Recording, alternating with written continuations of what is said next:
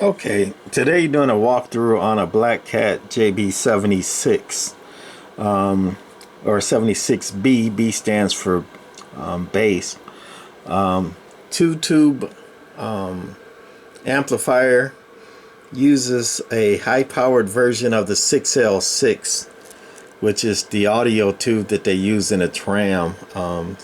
Some use 8417s and some use 7581, but they were all the high-powered versions of the octal 6L6 tube in it. And JB-76 two-piece, you got the power supply over here, and you got the RF deck over here. And when I was a kid, I was playing around with a little bitty JB-12, and I had my fingers with it in it, not touching, but I had my fingers close to a component like that, just kind of feeling for heat, and that thing arced and almost killed me. So be careful in this thing. So this one's unplugged, drained, and those that are bleeders there.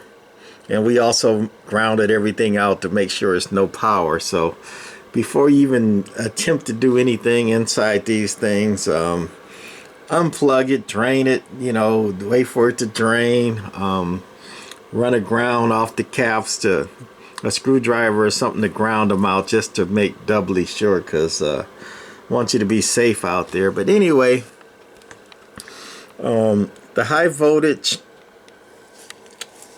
AC coming from the transformer, that's those two red wires coming in under those diodes there. That's the high voltage coming from the transformer, from the red wires to those diodes, and those diodes are set up in a bridge configuration. And if you look at a schematic, that's a classic bridge, what it looks like right there. There's 4 diodes kind of back to back. These two go to ground and they point this way. That's one leg of the transformer. Here, that's the other leg of the transformer, and then the positive side of the diodes come out here. That's called a bridge configuration when they're arranged like that. And often in radios, you'll see a bridge like this in one package. That is the bridge. This is the ground side. That's the 2 ACs coming in, and that's the positive. You normally ain't gonna see that in an amplifier because of the voltage. Radios run on 200, 300, 400 volts, and amplifiers run on 800, 1000, 2000, 5000 volts. So what they do in most amplifiers, they use normal 1000 volt diodes, and they double them up, triple them up, quadruple. Some amps might have 10, 20. I've seen somebody build one with like 50, 100 diodes in series to handle the voltage. But anyway, this amp here has 2 in series for each leg, and it says so right here, 2 in each leg, and that's why you see 8 over there, and they're arranged in this bridge configuration. And what they do, some basic AC stuff, is AC goes, one side is positive, one side is negative. So when this one is positive, this diode here takes it over here to the positive, but you need a ground. So when this positive, this one's negative, and since this diode over here that goes to ground is arranged that way, this one's negative, so this one is conducting to ground, and that would be positive, so the positive side goes over here. Then when the AC is reversed and this one's positive, then the positive is connected to that one, and the negative is connected to the negative side, so that one grounds, and then this one goes positive. So it's basically like switching the wires across each set, so that positive, positive, positive are always going over to here, as the AC is flipping around here, and the negative is doing the same, going to ground. And that's how a bridge works. Pretty simple. This amp here has the center tap that goes over to the center of the filter caps, and then it goes out into the amp, and that's what runs the screen, or I call it the turbocharger. Is many variations of this amp. You see some that don't have the screen running in, you know, to the center of the center caps, and some do. And I've seen some amps, especially the earlier ones, they took the screen right off the high voltage B plus, and they use a dropping resistor to drop the voltage down some. That didn't work as well because the screen voltage was, you know, close to or at the high voltage potential, and it was killing the tubes a lot quicker when they did it that way. They ran the screen off the high voltage, so they a better idea was to run it off the center or the mid voltage there, which is half voltage, and that's what they run the screen voltage off of. And that's about all I wanted to show on that schematic there. And back to the amp here, you got your, let me get a pointer, even though this is unplugged. That's your bridge rectifier circuit. It's got big bleeders in it. Those two green things are big 100K 7-watt bleeders. It's got a lot of bleed in the Blackcats, you know. A lot of amps don't even have bleeders, so that's a good thing. These are just the filter caps for the high voltage. Over here is the low voltage, just a single diode there, and a cap to run the low voltage. And all the low voltage, it's about 18 volts. All that runs is the relay for this amplifier. And over here, all this over here is for your bias. And with these little Blackcat modulator amps, a lot of the problems you'll see is with the bias circuitry. You know, it's well regulated. The bias needs to be stable. And this one actually uses a voltage doubler for the bias. I had never seen that configuration before. One side of the AC goes in between these two diodes there, if you can see them underneath that white resistor there. And the other side of the AC, the blue wire here, it goes in between these two caps here. So one side goes to the diodes, one side goes to the taps, and that's a voltage doubler. And then it's goes through this dropping resistor, and then it's regulated by this Zener diode here. That's a voltage regulator diode, and that's how you get your negative voltage. This one runs on negative 36. And I just got this amp about 2 days ago, and they said it was working and everything, and it had no bias. So the tubes were running extra hot because the bias is what, you know, like a intercooler. It's what keeps them cool and tame. And with the bias out, them tubes are running full bore all the time. It's like, you know, the gas pedal is locked down all the time. You're going to blow the engine, you know, pretty quick that way. So the Zener diode was bad, and then it had a 1 watt, I think, dropping resistor here was bad, so it had no bias out. And we changed the resistor and the Zener diode, and we got our bias, and that tamed everything down on it. So anyway, over here, this is a grid driven amp. The input goes to the grid on this turbocharged amp, and grids are high input, and you know your radio output going into it is low input. So this input tuner here basically changes the low input to high input to drive the tubes, or to drive the grid on the tubes. And your bias, that negative bias I was talking about, it comes in through this choke here and also into the input tuner. And what this choke does is it lets the negative bias, the DC, go in, you know, through it, but RF can't go, you know, backwards through a choke. So the voltage comes in, but the RF can't go back out, and they all meet over here in the tuner, and that's basically how that works. I've seen tons of different configurations for the bias. I've seen some where the choke and the little cap also helps keep the RF from going into the power supply and back through the amp. All that has been in the power supply deck, and that's all kind of configurations. Over here is your keying circuit. That cap is the delay cap, and if you notice, Blackcats don't have a AM SSB switch. What they do is they have a like about a 1 second delay, so it's kind of like semi-automatic SSB. Blackcats use a delay that's a little bit slow for AM, because AM you want it fast, but then it's not, you know, it's fast for SSB. It's kind of like a compromised middle of the road delay instead of using an AM SSB switch. And why they don't do that is, again, cost.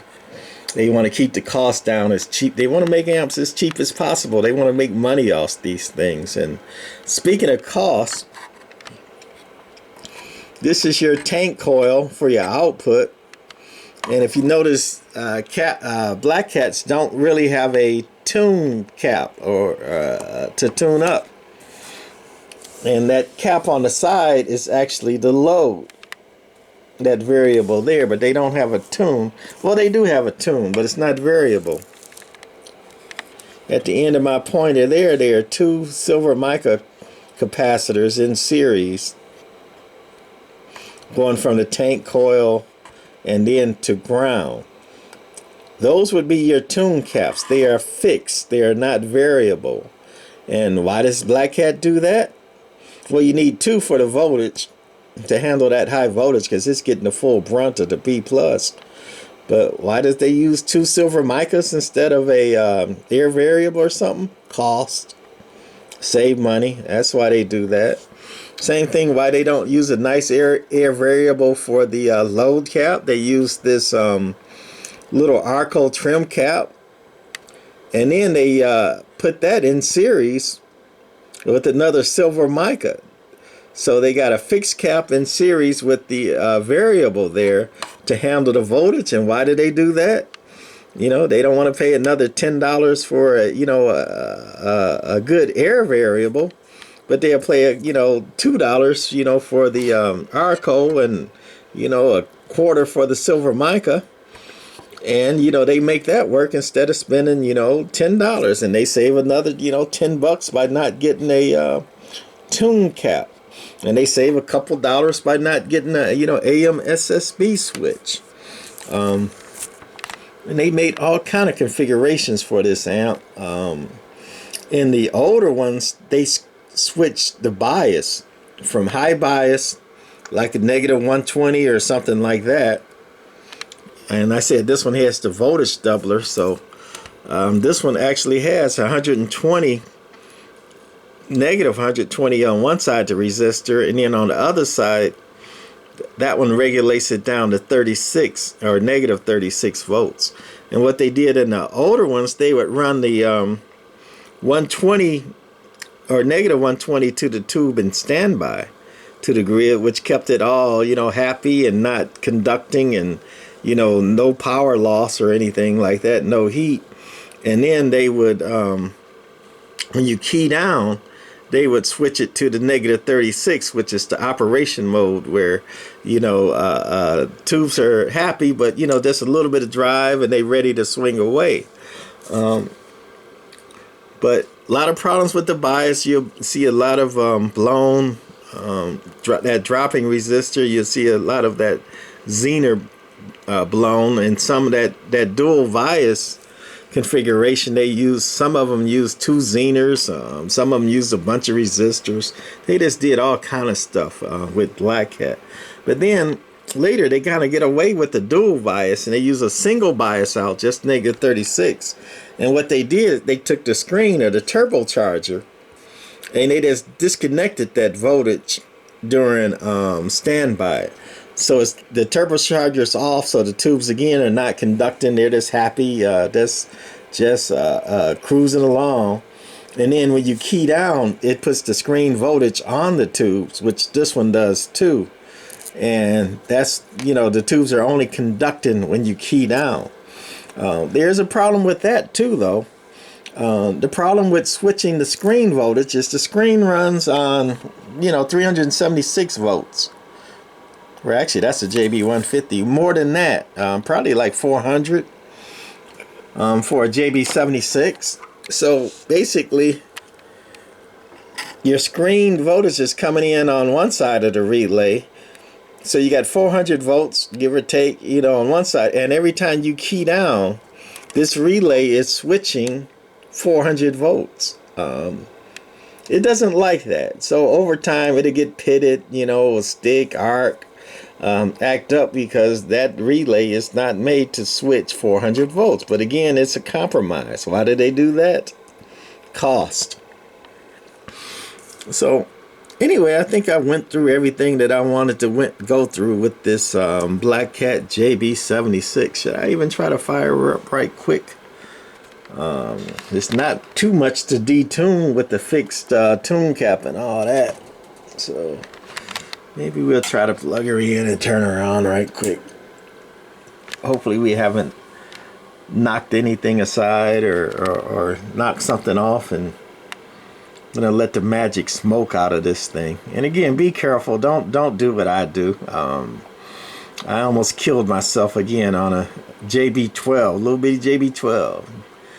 I wasn't getting no power out, and I wanted to stick my fingers close by to see what's getting hot. And that's when I learned about Mr. Arc as a child. I was probably like 10, something like that. That thing knocked me out, knocked me back, burned my hand up, and one hand that was holding the D104 mic I couldn't open for a while. But anyway, takes about 10 seconds for tubes to warm up, I guess. So hopefully we are ready to go. I'm using a little Chris XL40 radio. It does about 3.5 watts. Swings to about, you know, 8 RMS, maybe 15 peak. And I'm on the 200 watt scale of that meter there. And let's see what she's doing today. So it's dead key in 25, 24. Audio. Audio.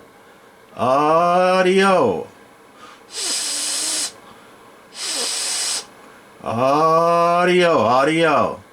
Talking about 60, 70 RMS. Whistling about 95. And you hear that delay on key. It's about a second delay. That's that semi, you know, slow for AM and a little bit fast for SSB, that in the middle delay that this thing has. And that's how they get away with not using a AM SSB switch. Again, saves them a couple dollars. And we on peak. Audio. Talking about 130. And I could dial it up where, you know, these things could dead key at 40 and then swing. And it'd swing about 200 if we dialed it up and all that. They had to set the line.